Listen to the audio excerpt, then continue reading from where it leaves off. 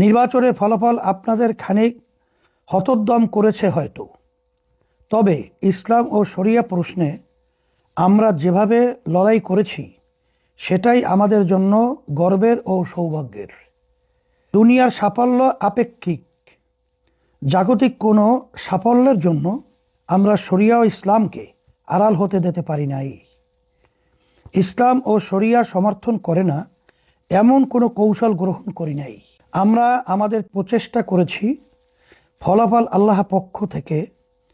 সেজন্য বলবো, হতোদ্যম হবেন না, নৈরাশ হবেন না, বরং পূর্ণ উদ্দীপনা নিয়ে কাজ চালিয়ে যেতে হবে। আমরা সামগ্রিক পর্যালোচনা করেছি, আপনাদের সাথেও কথা বলবো। আমাদের করণীয় যা যা আছে তা আমরা করব ইনশাআল্লাহ।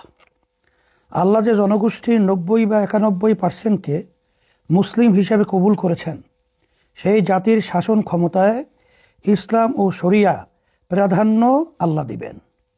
সেজন্য আমাদের আত্মত্যাগ, পরিশ্রম ও কঠোর সাধনা করে যেতে হবে।